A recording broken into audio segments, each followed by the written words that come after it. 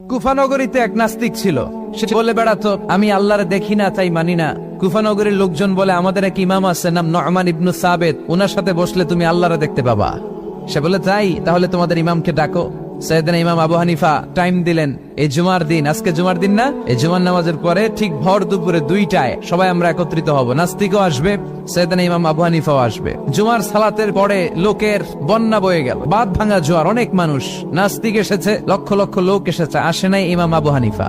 আসে না আধা ঘন্টা, 1 ঘন্টা, 2 ঘন্টা পরে আসছে। নাস্তিক বলে, এই তোমাদের ইমাম যার কোনো সময়ের জ্ঞানই নাই, এর সাথে কিসের তর্ক? সাইয়েদনা ইমাম আবু হানিফা বলে, ইনদি উযর, আমার ওজর আছে। কি ওজর?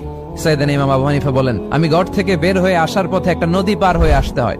আজকে এসে দেখি নদীর মধ্যে কোনো মানুষ টানুষ নাই, নৌকা নাই, মাঝি নাই, কিচ্ছু নাই। তো হঠাৎ দেখলাম পাশে বিশাল বড় একটা গাছ। এই গাছটা এমনি এমনি 2 ভাগ হয়ে গেল। হঠাৎ গাছ থেকে এমনি এমনি লম্বা তক্তা হয়ে গেল। এমনি এমনি তক্তাগুলো জোড়া লেগে নৌকা হয়ে গেল। আর নৌকা আমার সামনে আসলো, মাঝি ছাড়া, লগি বৈঠা ছাড়া। আমি নৌকায় যেয়ে বসলাম, নৌকাটা আমার নিয়ে টান দিয়ে সাঁ করে ওপার নিয়ে গেল। তো এই যে এই কাজগুলো আর প্রসেসিং গুলো হতে আমার 2 ঘন্টা সময় লেগেছে। নাস্তিক কয়, তবে ইমাম গাঞ্জা খাইছে, মাথার তার ছিঁড়া গেছে, নাহলে কোনো সুস্থ মানুষ কথা বলতে পারে? এমনি এমনি নাকি গাছ ভেঙে তক্তা হয়, এমনি এমনি নাকি তক্তা লেগে নৌকা হয়, এমনি এমনি নাকি মাঝি ছাড়া নৌকা চলে? সাইয়েদনা ইমাম আবু হানিফা বললেন, এই তো আপনি লাইনে চলে আসছেন।